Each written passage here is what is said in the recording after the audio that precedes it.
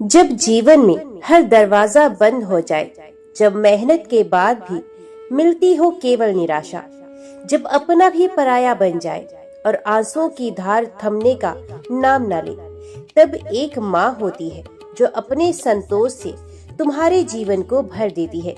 वो है संतोषी माता, एक ऐसी माँ जिनकी पूजा से दुख मिटते हैं, रूठे भाग्य मुस्कुराते हैं और बंद किस्मत के ताले खुल जाते हैं। आज हम सुनने जा रहे हैं उस माँ की पावन कथा जो करोड़ों दिलों की आस है, संतोषी माता की सच्ची महिमा की अमर कथा। बहुत समय पहले की बात है जब पृथ्वी पर धर्म धीरे धीरे क्षीण हो रहा था। लोभ, ईर्ष्या और असंतोष ने मनुष्यों के जीवन को घेर लिया था। लोग सांसारिक सुखों के पीछे दौड़ते हुए अपने वास्तविक उद्देश्य को भूल चुके थे।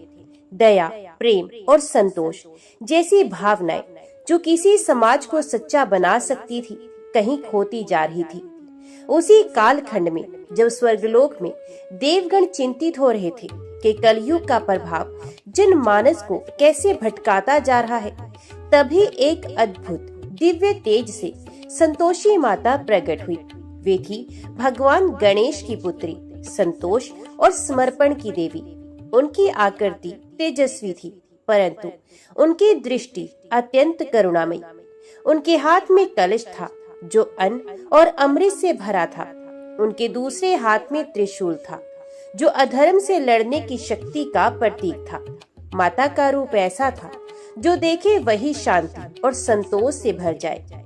देवताओं ने जब उनसे उनके प्रकट होने का कारण पूछा तो देवी ने कहा, जब तक मनुष्य के भीतर संतोष नहीं होगा, तब तक वे चाहे जितनी भी पूजा करे, यज्ञ करे, व्रत रखे, उसका मन अशांत ही रहेगा। मैं उन्हीं के लिए आई हूँ जो सत्य, श्रद्धा और संतोष के साथ भक्ति करेंगे। मैं उनके जीवन में चमत्कार करूंगी, परंतु केवल उन्हीं के लिए जिनके मन में लोभ नहीं और दिल में प्रेम है। देवगण हर्षित हो उठे। वे जानते थे कि यह देवी कलयुग में भक्ति का मार्ग प्रशस्त करेंगी। संतोष ये कोई छोटा शब्द नहीं, ये तो आत्मा की तृप्ति है। जिसे संतोष है वही सच्चा धनी है। संतोषी माता इसी तत्व की अधिष्ठात्री देवी हैं। उन्होंने व्रत और श्रद्धा के माध्यम से ये मार्ग बनाया कि कोई भी स्त्री, पुरुष या बालक बिना धन और वैभव के भी उनकी कृपा प्राप्त कर सकता है। वे ना तो सोने के आभूषणों की मांग करती हैं, ना ही 56 भोग की। उन्हें बस श्रद्धा से चना गुड़ का भोग चाहिए और मन में सच्चा संकल्प। उनका व्रत भी बहुत सरल है। हर शुक्रवार उपवास रखकर कथा सुनना और अंत में ब्राह्मण या बालकों को भोजन कराना। इतना करने से माता की कृपा अवश्य प्राप्त हो जाती है। अब हम एक ऐसे गांव की ओर चलते हैं जहां इस कथा की शुरुआत होती है। उत्तर भारत के एक हरियाली से भरे हुए छोटे से गांव धर्मपुर में, जहां लोग अब भी पुराने रीति रिवाजों का पालन करते थे। वहीं एक निर्धन परिवार रहता था, गोविंद और उसकी पत्नी राधा। गोविंद एक ईमानदार किसान था। उसके पास खेत कम थे, पर मेहनत और नेक इरादा अधिक था। उसकी पत्नी राधा अत्यंत धार्मिक और सहनशील स्त्री थी। जीवन कठिन था, पर वह हर सुबह तुलसी को जल देती, दीप जलाती और भगवान को स्मरण करती। उनकी कोई संतान नहीं थी। कई वर्षों से प्रयास करने के बाद भी राधा को मातृत्व का सुख नहीं मिला। इसके अलावा उनकी गरीबी इतनी थी कि 2 वक्त की रोटी भी किसी चमत्कार के भरोसे आती।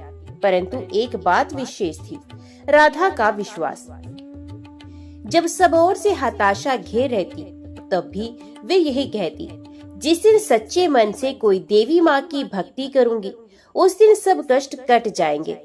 ये वही दिन था जब संतोषी माता की कृपा इस परिवार की ओर बढ़ने लगी। एक दिन गांव में तेज बारिश हुई। गोविंद के आधे खेत बह गए, अनाज सड़ गया, खाने को कुछ नहीं बचा। राधा कई दिनों तक जलपान करके रही। गांव वाले भी अब सहायता नहीं कर पा रहे थे। घर में केवल एक मुट्ठी चना और थोड़ा सा गुड़ बचा था।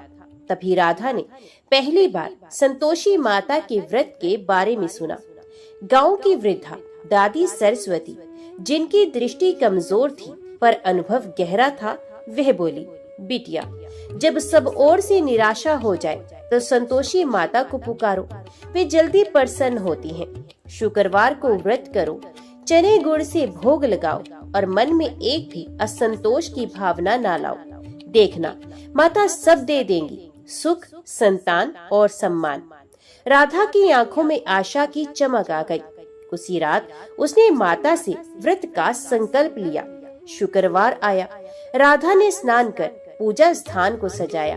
घर में मंदिर तो नहीं था, लेकिन मिट्टी के एक चौकी पर उसने माता की तस्वीर रखी, जिसे उसने गांव की वृद्धा से लिया था। फूल नहीं थे पर तुलसी के पत्ते थे, धूप नहीं थी पर मन की भक्ति थी। उसने वह एक मुट्ठी चना और गुड़ माता को अर्पित किया। कथा सुनने के लिए वे स्वयं पढ़ने लगी और अंत में उसी गुड़ चना का थोड़ा भाग बच्चों को बांट दिया, जो पास की बस्ती में खेल रहे थे। उस दिन कोई चमत्कार नहीं हुआ, पर राधा के चेहरे पर एक अनोखा तेज था। वे जानती थी ये शुरुआत है। उस रात राधा को स्वप्न आया। उसने देखा कि एक तेजस्वी देवी सुनहरी आभा से घिरी हुई उसके घर आई है। उनके हाथ में सोने का कलश था। उन्होंने कहा, मैं तुझसे प्रसन्न हूँ राधा, तूने मेरे नाम का व्रत सच्चे भाव से किया। अब मैं तेरे जीवन में संतोष, सुख और संतान का वरदान दूंगी, पर याद रख, कभी असंतोष मत करना। जो मिल जाए उसे स्वीकार करना, वही मेरी भक्ति का मूल है। राधा हर्षित होकर उठी। उसका संकल्प अब और भी दृढ़ हो चुका था। यही क्षण था जब उसके जीवन में परिवर्तन की शुरुआत हो चुकी थी। धर्मपुर गांव की गलियों में भले ही चहल पहल हो, पर गोविंद और राधा का घर एकदम शांत, सरल और साधना से भरा हुआ था। उनका छोटा सा मिट्टी का घर छप्पर से ढका था, जहाँ भीतर से अंधेरा पर मन से उजाला बसा था। वहाँ भले ही महंगे पर्दे नहीं थे, लेकिन तुलसी के सामने दीपक जरूर जलता था। गोविंद का जीवन संघर्षों से भरा था। बचपन में ही माता पिता चल बसे, भाइयों ने जमीन हड़प ली और उसे केवल 3 बीघा बंजर खेत में ही जीवन बिताना पड़ा। फिर भी वे किसी से नहीं जलता, ना किसी को दोष देता। उसके मन में यही था, जो भगवान ने दिया है वही उचित है। परंतु मेहनत जब वर्षों तक फल ना दे, तब मनुष्य टूटने लगता है। पिछले 3 वर्षों में उसने हर मौसम में कुछ न कुछ बोने की कोशिश की, कभी धान, कभी गेहूं तो कभी चना, पर या तो सूखा पड़ जाता या अति वृष्टि हो जाती। ऊपर से महाजन का कर्ज अलग, और फिर गांव में वही ताने, गोविंद, ये खेती तेरे बस की नहीं, मजदूरी कर, नहीं तो राधा को भी भूखा मार देगा। इन तानों के बीच केवल राधा थी जो उसकी ढाल बनती। राधा रूप से जितनी सुंदर थी, मन से उससे कहीं अधिक उज्जवल थी। उसके माता पिता ने बचपन में ही उसे धर्म और सेवा की शिक्षा दी थी। वे दिन की शुरुआत तुलसी पूजन और दुर्गा पाठ से करती और फिर गोविंद के साथ खेत पर काम करती। उसने कभी शिकायत नहीं की, ना कभी अपने कपड़े को लेकर, ना अपनी भूख को लेकर, ना संतान की कमी को लेकर। वे हर शुक्रवार को संतोषी माता की पूजा में रम गई थी। उसने संकल्प लिया था 16 शुक्रवार के व्रत। राधा जब हर शुक्रवार व्रत रखती, तब कई स्त्रियां उसे ताना मारती, क्या करेगी माता व्रत से, तेरे घर में तो भोग चढ़ाने को भी कुछ नहीं है। कुछ लोग हंसते, चना और गुड़ से चमत्कार होगा, भगवान भी आजकल रुपए से प्रसन्न होते हैं। पर राधा मौन रहती।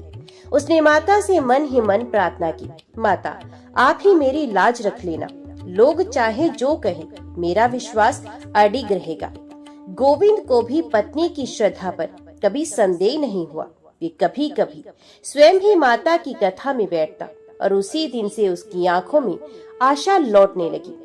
7वें शुक्रवार को राधा ने रोज की तरह व्रत रखा। घर में कुछ नहीं था, बस थोड़े से चने और गुड़। वे सोच ही रही थी कि भोग कैसे बनाए। तभी अचानक उनके पुराने परिचित हरिद्वार से लौटे।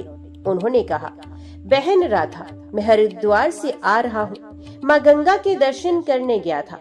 तुम्हारे लिए प्रसाद लाया हूँ, सूखे चने, गुड़ और माता संतोषी की तस्वीर। राधा की आंखों में आंसू आ गए। क्या ये माता की कृपा नहीं थी? जिस दिन भोग की चिंता थी, उसी दिन प्रसाद के रूप में सब कुछ प्राप्त हो गया। उसने श्रद्धा से भोग लगाया, कथा की और बच्चों में प्रसाद बांट दिया। उसी रात गोविंद ने सपना देखा। एक देवी सुनहरे वस्त्रों में उसे आशीर्वाद दे रही हैं। उन्होंने कहा, गोविंद, अब समय बदलने वाला है।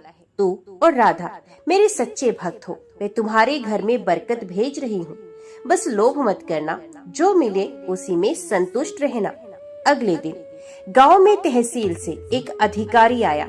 उसने बताया कि सरकार की ओर से बंजर जमीन को उपजाऊ बनाने की एक योजना आई है। कुछ किसानों को इसमें चुना गया है।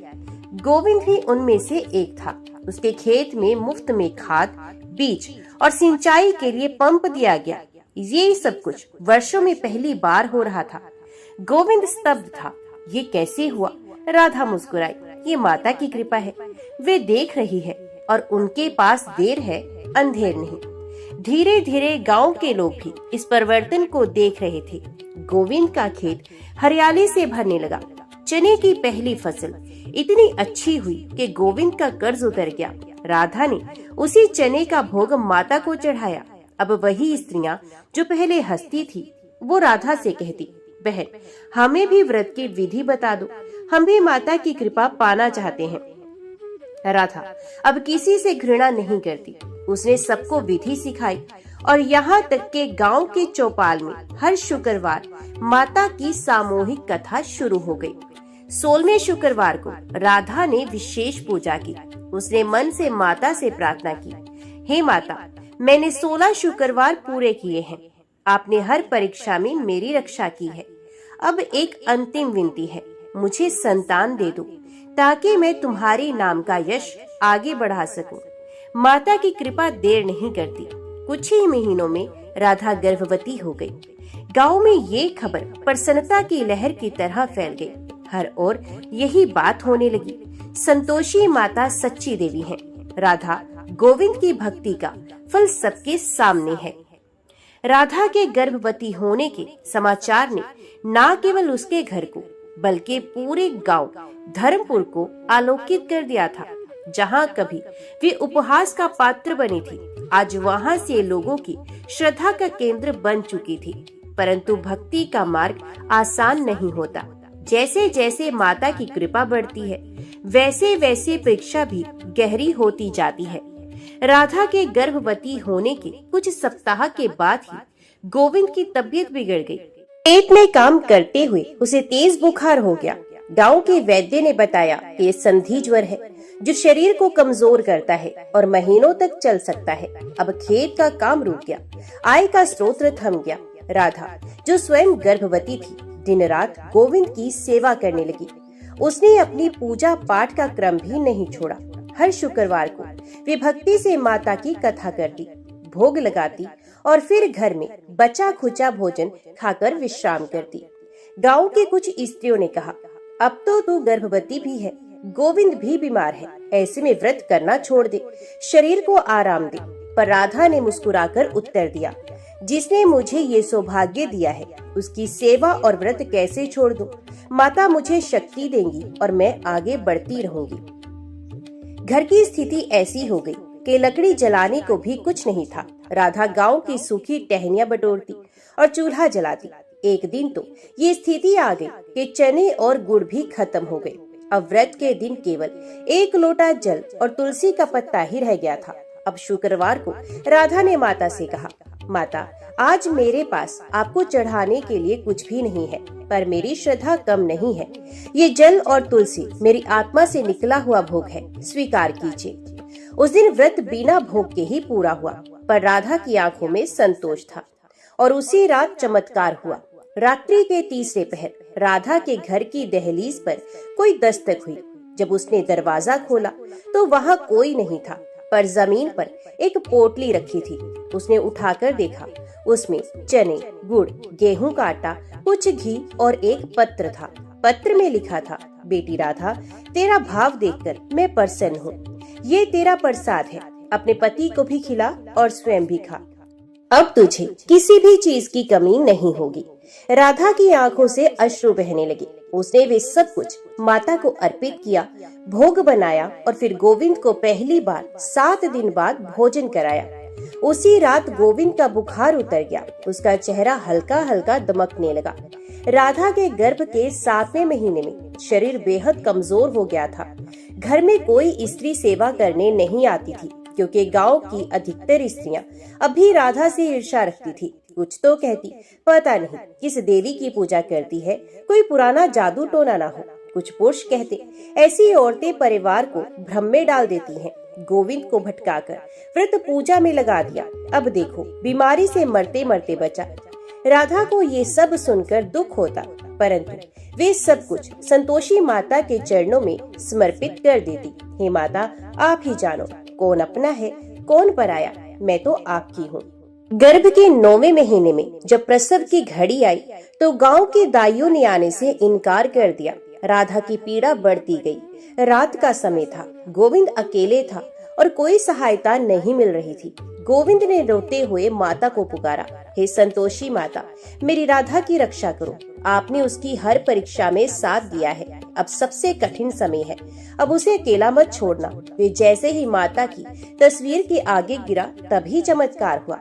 घोर अंधकार के बीच राधा के कक्ष में एक तेज प्रकाश फैला। एक स्त्री सुनहरे आभूषणों में, हल्के पीले वस्त्रों में, करुणा से भरी दृष्टि लिए भीतर आई। उसने हाथ बढ़ाया और कहा, बेटी भय मत कर, मैं तेरी माँ हूँ। तूने मुझे भोग से नहीं भावना से बुलाया है। आज मैं स्वयं तेरी सहायता को आई हूँ। राधा की पीड़ा क्षण भर में समाप्त हो गई।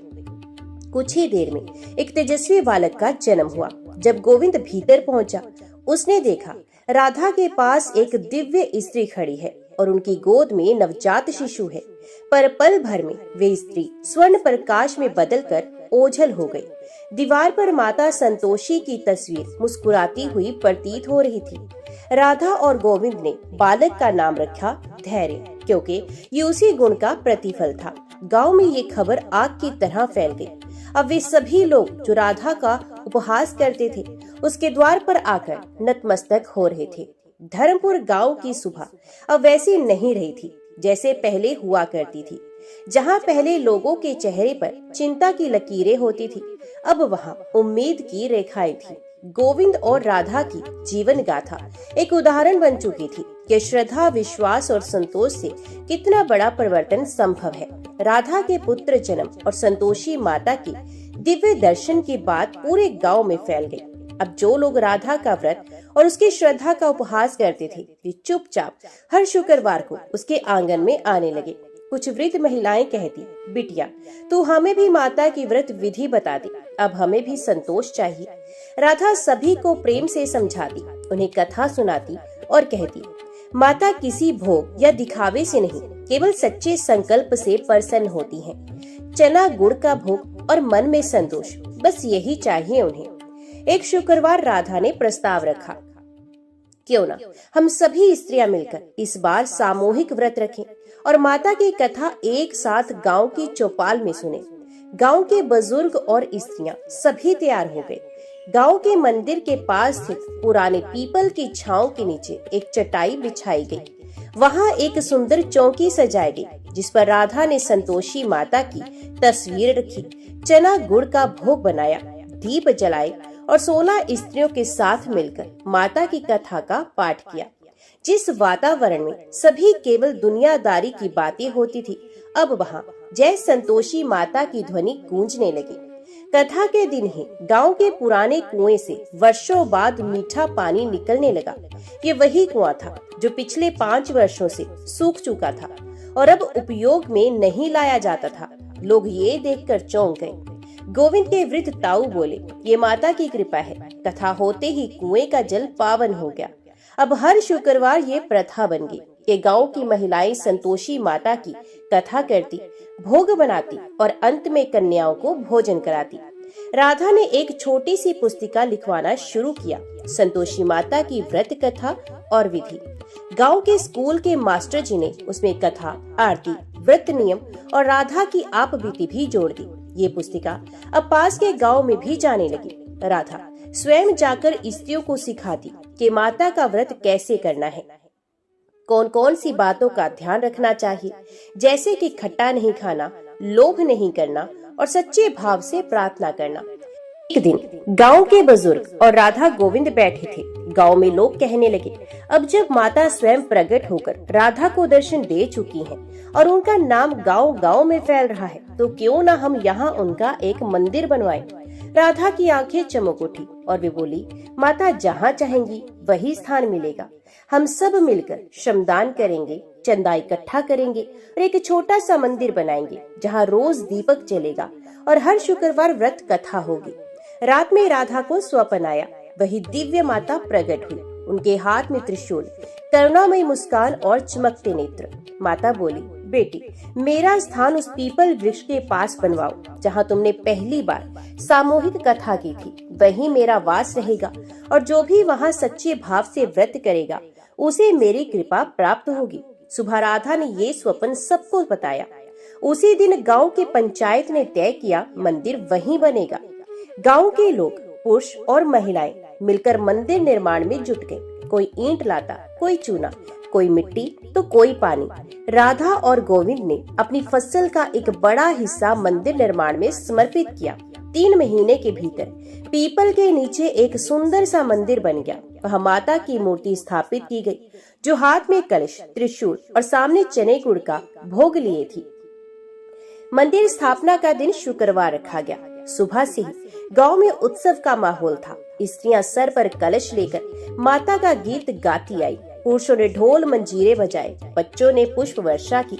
राधा और गोविंद ने माता की प्रतिमा पर पहला भोग चढ़ाया, वही चना गुड़, और जो उनकी तपस्या का प्रतीक था। और जैसे ही भोग अर्पित किया गया, मंदिर के ऊपर से एक सफेद कबूतर उड़ता हुआ निकला। लोग मान गए कि यह माता का आशीर्वाद है। अब ये मंदिर केवल धर्मपुर गांव तक सीमित नहीं रहा। पास के गांव सुजानगढ़, नेहरूपुर, अमरवाड़ी से भी भक्त आने लगे। हर शुक्रवार को मंदिर में कथा होती, आरती होती और चने गुड़ का प्रसाद बढ़ता। गर्भवती स्त्रियां विशेष रूप से वहां आती और जब उनकी संतान सुखपूर्वक जन्म लेती तो वे माता को चुनरी, दीप और गुड़ का भोग चढ़ाती। धर्मपुर गांव अब एक तीर्थ स्थल बन चुका था, जहां हर शुक्रवार दूर दराज से भक्त माता संतोषी के दर्शन के लिए आते।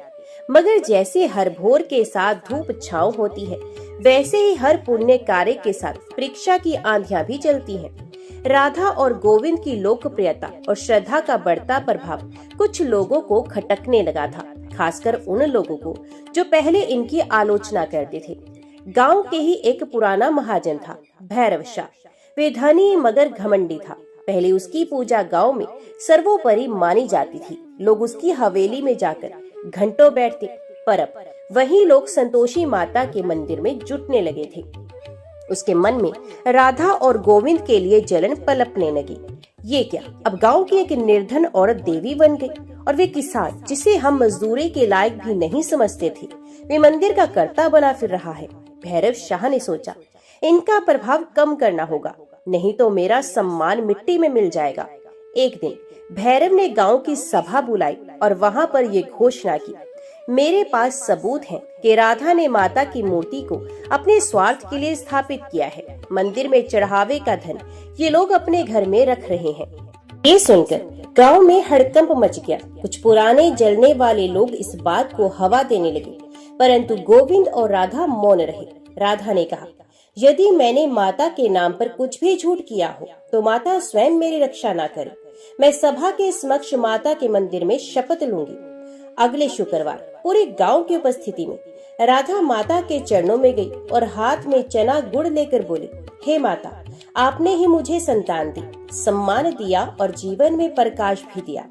यदि मैंने आपके नाम पर एक भी असत्य किया हो, इस भोग को आप अस्वीकार करना, और यदि मैं निर्दोष हूँ तो कुछ ऐसा कर देना जिससे सत्य सबके सामने आ जाए।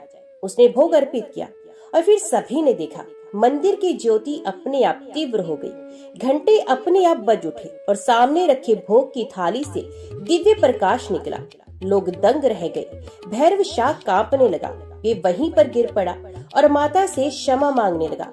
सभा के बुजुर्ग जो कभी भैरव के साथ थे अब कहने लगे, राधा केवल एक स्त्री नहीं, एक साध्वी है। उसकी श्रद्धा ने पूरे गांव को बदल दिया। हमें माता से क्षमा मांगनी चाहिए कि हमने उसके भक्तों पर शक किया। अब राधा को पूरे गांव ने माता की सेविका कहकर सम्मानित किया। उसे मंदिर की मुख्य पुजारिन बना दिया गया।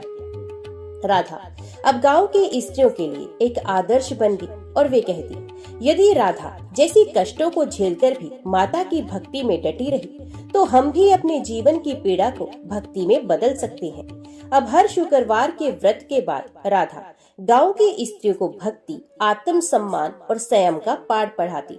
उसने कहा, भक्ति केवल पूजा की बात नहीं, ये जीवन को संयम से जीने का नाम है। जो संतोष रखे वही माता का सच्चा भक्त है। राधा की प्रेरणा से गांव की कई स्त्रियां अब आत्मनिर्भर बनने लगी। किसी ने घर में सिलाई का काम शुरू किया, किसी ने खेतों में जैविक खेती। राधा ने सबके साथ मिलकर एक संतोषी महिला मंडल बनाया, जिसमें हर शुक्रवार कथा के बाद महिलाएं अपने अनुभव, समस्याएं और समाधान समझा करती। राधा ने गांव के बच्चों के लिए एक छोटा पाठशाला भी शुरू करवाई, जहां भक्ति, नैतिकता और मूल्यों की शिक्षा दी जाती थी। गोविंद, जो कभी गांव के लिए केवल एक साधारण किसान था, अब एक आदर्श बन गया। उसने अपनी खेती को विकसित किया और अब अन्य किसानों को भी प्राकृतिक कृषि सिखाने लगा। वे कहता, संतोष का मतलब खेती में भी होता है। जो अपने खेत को प्रेम से सींचता है, उसी में बरकत आती है। उसका बेटा धैर्य भी अब बड़ा हो रहा था। माता के भजन गाता और राधा की भक्ति में मगन रहता। राधा की सच्चाई, गोविंद की मेहनत और माता की कृपा अब गांव से निकलकर आसपास के जिलों में पहुंच चुकी थी। राज्य स्तर पर भी खबर बनी। एक स्त्री की भक्ति ने बदला गांव का भाग्य। धर्मपुर बना संतोष और संस्कार का केंद्र। धर्मपुर का संतोषी माता मंदिर अब केवल एक पूजा स्थल नहीं, बल्कि श्रद्धा, भक्ति और विश्वास का प्रतीक बन चुका था। शुक्रवार के दिन तो जैसे मेला लगता और वहां उपस्थित हर भक्त के जीवन में माता कोई ना कोई चमत्कार अवश्य करती। राधा अब केवल मंदिर की पुजारन नहीं, बल्कि माता की सजीव प्रेरणा बन चुकी थी। उन्होंने जो व्रत किया वही अब सैकड़ों महिलाएं कर रही थी और सभी अपने जीवन में अद्भुत परिवर्तन अनुभव कर रही थी। एक गांव की महिला थी गीता, विधवा और 2 बच्चों की माँ। उसके पास न घर था न रोजगार।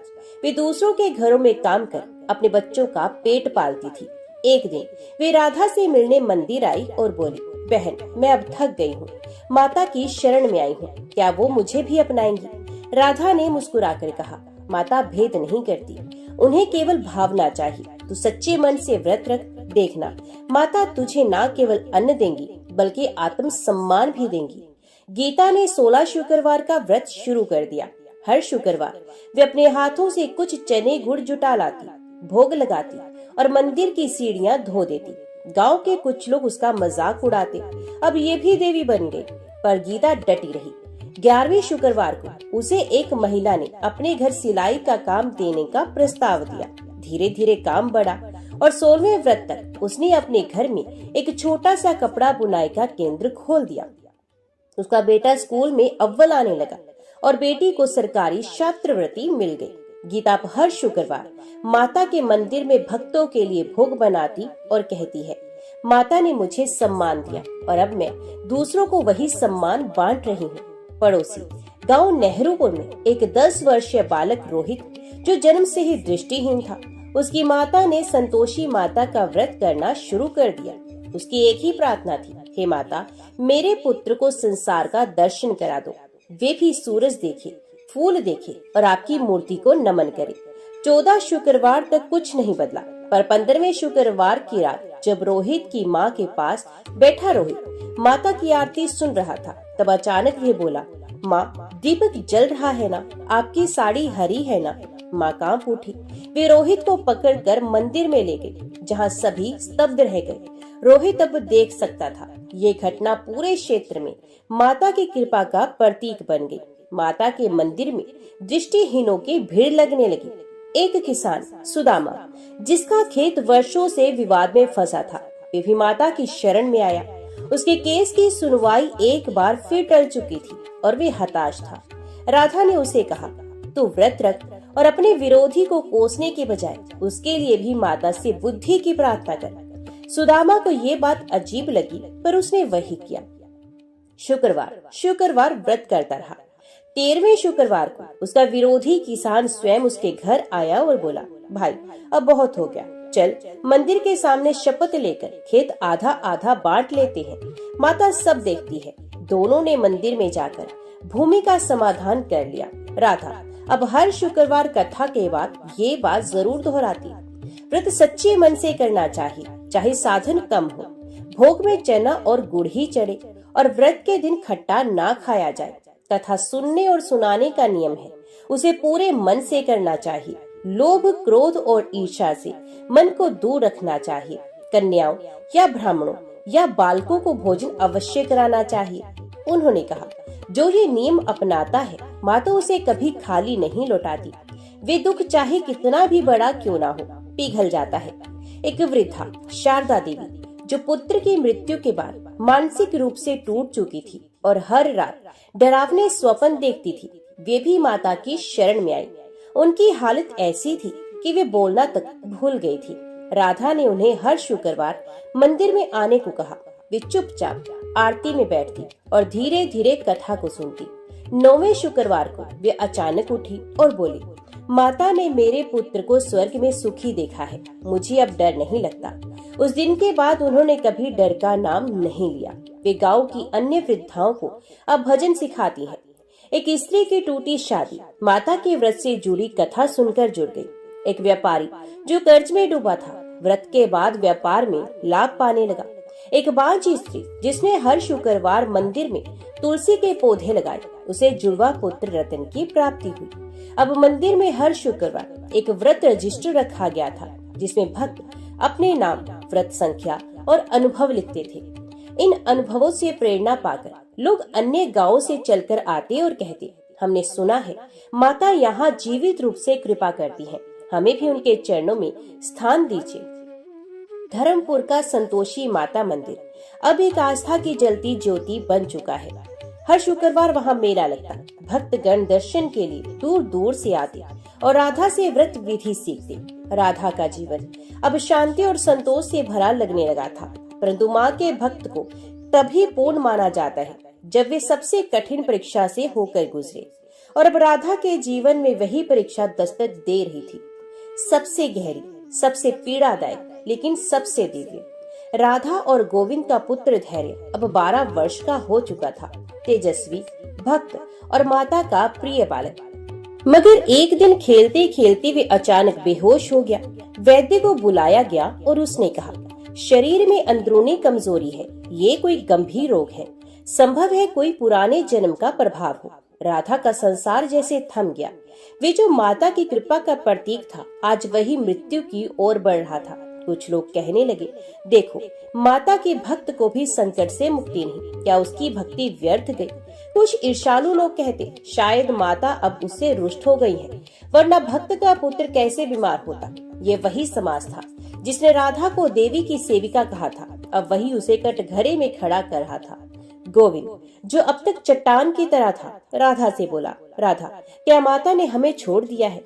हमने तो उनका मंदिर बनाया, सेवा की, और आज हमारा इकलौता पुत्र मृत्यु शैया पर है।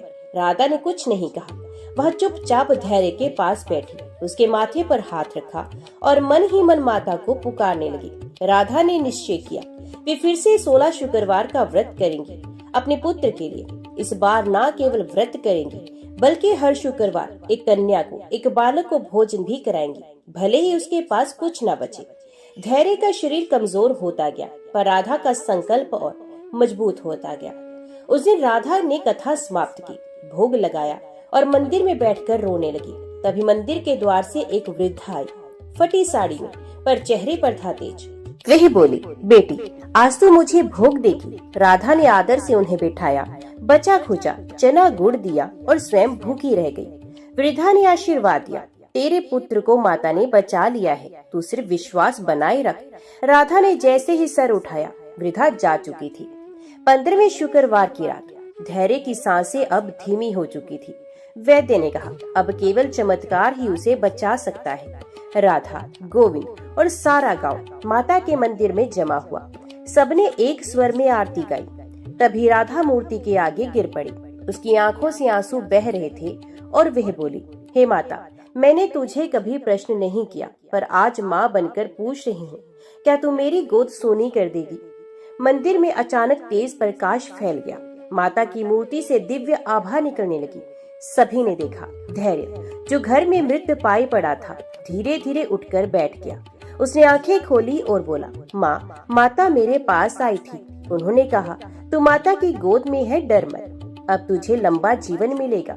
राधा भागकर मंदिर से घर पहुंची। धैर्य सचमुच जीवित था, स्वस्थ था। वैद्य ने परीक्षण किया, उसके शरीर में अब कोई रोग नहीं है। उस रात राधा को स्वप्न में माता फिर प्रकट हुई और बोली, बेटी, तू मेरी सबसे प्रिय भक्त है। तूने न केवल कठिन समय में विश्वास बनाए रखा, बल्कि दूसरों को भी श्रद्धा सिखाई। आज मैं तुझे वरदान देती हूँ, तेरी गोद कभी सूनी नहीं होगी। तेरा वंश धर्म का दीप जलाता रहेगा। जहाँ भी मेरा नाम लिया जाएगा, वहाँ तेरी कथा भी कही जाएगी। अब राधा केवल पुजारिन नहीं रही, वे संतोषी माता की जीवित साध्वी बन गई। लोग अब दूर दूर से आकर उनके चरण छूते, अपने दुख बताए और वे सबसे कहती, माता से कहना मुझे संतोष दे, वही सबसे बड़ा वरदान है। राधा अब केवल एक गांव की साधारण महिला नहीं रही, ये संतोषी माता की जीवित प्रेरणा बन चुकी थी, जिनकी तपस्या, भक्ति और दृढ़ संकल्प ने धर्मपुर को एक तीर्थ स्थल में बदल दिया। अब उनका नाम गांव-गांव, शहर-शहर में गूंजने लगा। धर्मपुर में माता का पहला मंदिर स्थापित होने के बाद जब भक्तों ने वहां चमत्कार देखे और जीवन में परिवर्तन अनुभव किए, तब आसपास के गांव में भी भक्तों ने मंदिर बनाने का निश्चय किया। नेहरूपुर में पहला उपमंदिर बना। गीता के आग्रह पर अमरवाड़ी में एक बुजुर्ग ने अपने खेत का एक हिस्सा दान में देकर मंदिर बनवाया। भीलवाड़ा, अजमेर, रेवाड़ी, सीकर और जयपुर तक माता के मंदिर बनने लगे। सभी स्थानों पर राधा को बुलाया जाता और उनसे मूर्ति की प्राण प्रतिष्ठा करवाई जाती। राधा ये सब बिना किसी अभिमान के करती और वे कहती, मैं केवल माता का एक निमित्त हूँ, सच्चा काम माता स्वयं कर रही है। धीरे धीरे राजस्थान, हरियाणा, उत्तर प्रदेश, मध्य प्रदेश तक माता की महिमा फैल गई। अब राधा को देश भर से निमंत्रण आने लगे। कानपुर में एक विधवा महिला ने अपने घर में माता का मंदिर स्थापित किया। ग्वालियर में एक फैक्ट्री मालिक ने माता की कृपा से कर्ज मुक्त होकर मंदिर बनवाया। दिल्ली के एक कॉलोनी में हर शुक्रवार माता की कथा और बालकों को भोजन कराया जाता है। राधा सब जगह नहीं जा पाती थी, पर उन्होंने गांव की महिलाओं को प्रशिक्षित किया। तुम भी कथा कर सकती हो, तुम भी व्रत सिखा सकती हो, हर नारी में माता की शक्ति है। राधा ने भक्तों के सहयोग से एक संस्था बनाई, संतोषी माता कथा मंडल।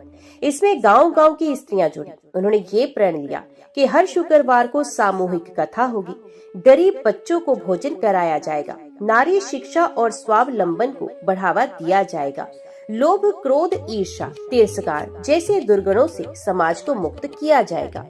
राधा अब एक साध्वी बनकर गांव-गांव जाती, हर जगह संतोषी माता की कथा करती। उनके साथ महिलाएं, कन्याएं और वृद्ध जन होते। उनका एक नियम था, जहाँ भी जाए पहले माता को चना गुड़ चढ़ाए, फिर कथा करे, फिर उसी गांव में बच्चों को भोजन कराए। उनके जीवन के इस चरण में भी सैकड़ों चमत्कार घटित हुए। वाराणसी में एक अंधा बालक कथा सुनते ही देख सका। भोपाल में एक माँ ने पुत्र की मानसिक बीमारी से मुक्ति पाई। कोटा में एक पिता जो आत्महत्या करने जा रहा था, माता की कथा सुनकर जीवन की ओर लौट आया। राधा के मार्गदर्शन में माता की व्रत विधि, कथा, आरती और चमत्कारों की पुस्तिका छपवाई गई। जय संतोषी माता, व्रत और श्रद्धा की सच्ची गाथा। यह पुस्तिका हिंदी, गुजराती, मराठी और बंगाली में भी छपी और हजारों घरों में पहुंची। एक दिन राधा को दिल्ली दूरदर्शन से बुलावा आया। एक कार्यक्रम आस्था की किरण में उनसे संतोषी माता की कथा और चमत्कारों के विषय में पूछा गया। राधा ने मंच से कहा, मैं ना तो विदुषी हूँ ना संत, मैं तो एक साधारण गृहिणी हूँ, जिसने माता को अपनी कठिनाइयों में पुकारा और माता ने मेरा हाथ थामा। जो भी सच्चे हृदय से पुकारेगा, माता उसका जीवन बदल देंगी। इस प्रसारण के बाद माता की भक्ति देश भर में फैल गई। अब हर वर्ष श्रावण मास के अंतिम शुक्रवार को संतोषी माता जयंती महोत्सव मनाया जाने लगा। धर्मपुर ही नहीं, अनेक गांवों, कस्बों और नगरों में भव्य शोभा यात्राएं निकाली जाती, कथा कीर्तन होता, बच्चों को भोजन और भंडारे आयोजित होते, दीपों से मंदिरों को सजाया जाता। राधा की उपस्थिति ही उस महोत्सव की आत्मा होती। राधा की प्रेरणा और माता की भक्ति से समाज में सकारात्मक परिवर्तन होने लगे। कन्या भ्रूण हत्या में भारी गिरावट आई, घरेलू हिंसा की घटनाओं में सुधार हुआ, स्त्रियां आत्मनिर्भर बनी, लोभ और दिखावे की प्रवृत्तियां कम होने लगी। व्रत और संतोष की भावना से पारिवारिक संबंध सुधरने लगे। राधा एक बार मंच पर बोली, संतोष का अर्थ है जो है उसे ईश्वर की कृपा मानकर स्वीकार करना और उसे प्रेम पूर्वक बांटना। माता की कृपा तब ही आती है जब हम माँ मुझे जो चाहिए वो दो की जगह कहते हैं, माँ जो तूने दिया है उसी में मुझे संतोष दो। संतोषी माता की भक्ति अब देश के कोने कोने में फैल चुकी थी। हर शुक्रवार माता के मंदिरों में आरती होती, कथा होती, बच्चों को भोजन कराया जाता और इस आंदोलन की प्रेरणा थी राधा। राधा अब वृद्ध हो चली थी, उनके बाल सफेद हो गए थे, लेकिन चेहरे पर आत्मिक तेज पहले से भी अधिक था। वे अब भी माता के मंदिर में हर शुक्रवार दीप जलाती, कथा कहती और भक्तों को मार्गदर्शन देती। धैर्य अब बड़ा हो चुका था। शिक्षा पूरी कर संतोषी माता मंदिर और कथा मंडल की सेवा में लगा था। गोविंद वृद्ध हो चुका था, परंतु राधा के चेहरे की तरफ देखकर मुस्कुराया करता था। राधा अब हर सप्ताह कहती, अब माता कभी भी बुला सकती है, मुझे जाना नहीं है, लौटना है उन्हीं की गोद में। श्रावण मास की पूर्णिमा को राधा को एक दिव्य स्वप्न आया। माता संतोषी सामने प्रकट हुई, मंद मुस्कान और तेजस्वी नेत्रों के साथ। माता बोली, बेटी तूने अपना काम पूर्ण कर लिया, अब मेरा धर्म इस भूमि पर स्थिर हो चुका है। तेरा तप, भक्ति और त्याग ने लाखों को राह दिखाई, अब तू विश्राम कर। राधा ने आंखों में आंसू लिए कहा, माँ बस एक अंतिम सेवा, मैं अपने हाथों से तेरी आरती करके ही प्रस्थान करना चाहती हूँ। उस शुक्रवार राधा ने विशेष आरती की तैयारी की। उन्होंने नया वस्त्र पहना, बालों में तुलसी की माला लगाई और माता के चरणों में बैठकर अंतिम कथा कही। भक्तों की भीड़ थी पर वातावरण शांत था। आरती आरंभ हुई। राधा दीप लेकर माता की मूर्ति के सामने घूमी और फिर वहीं पर बैठ गई। वे मुस्कुराई, दोनों हथेलियां जोड़कर माता को नमन किया और फिर स्थिर हो गई। भीड़ चुप हो गई। धैर्य ने माँ को हिलाया। उनका शरीर शीतल था पर चेहरा तेजोमय। लोग कहने लगे, ये मृत्यु नहीं, ये तो माता के चरणों में आत्मा का समर्पण है, ये विलय है और मुक्ति है। मंदिर की घंटियां अपने आप बजने लगी। आकाश से श्वेत पुष्प बरसने लगे, जो बाद में गांव वालों को मंदिर की छत पर मिले। दीप की लो बिना हवा के भी स्थिर जल रही थी। राधा का शरीर मंदिर के आंगन में रखा गया, पर वहाँ रोदन नहीं, भक्ति थी। लोगों ने कहा, हम उन्हें जलाएंगे नहीं, उन्हें भूमि को सौंपेंगे। जहाँ उनका शरीर होगा वहाँ माता की महाशक्ति जागेगी। मंदिर के पीछे एक भाग में राधा की समाधि बनाएगी। माता की सेविका राधा तपस्विनी। अब वहाँ भी भक्त आकर दीप जलाती, प्रार्थना करते। राधा के जाने के बाद धैर्य और संतोषी माता कथा मंडल के भक्तों ने ये निश्चय लिया, हर गांव में एक संतोषी मंदिर होगा। हर शुक्रवार को माता की कथा होगी। हर स्त्री को आत्मनिर्भर बनाया जाएगा और हर व्यक्ति को सिखाया जाएगा, सच्चा सुख भोग में नहीं, संतोष में है। ये आंदोलन अब एक संतोष यात्रा बन गया। अब यह काल संतोषी युग कहलाने लगा। एक ऐसा समय जहाँ स्त्रियां श्रद्धा से संभल पाती थी, गरीब को आशा मिलती थी और भक्ति का मार्गदर्शन और दिखावे से मुक्त हो गया था। राधा की कथा अब संतोषी माता की कथा का हिस्सा बन गई। जहाँ भी कथा होती वहाँ एक अध्याय राधा की भक्ति पर भी सुनाया जाता।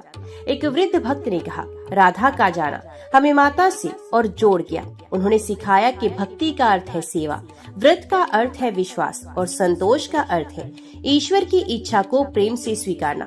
जय संतोषी माता, जय राधा तपस्विनी। आज की ये महागाथा यहीं पर समाप्त होती है। अगर आपने इसको शुरू से लेकर अंत तक सुना है और आपको ये कथा पसंद आई है तो चैनल को एक प्यारा सा कमेंट और लाइक जरूर दीजिएगा। और अगर चैनल पर आप नए हैं तो चैनल को सब्सक्राइब करके हमारे उत्साह को भी बढ़ाइएगा। जय संतोषी माता।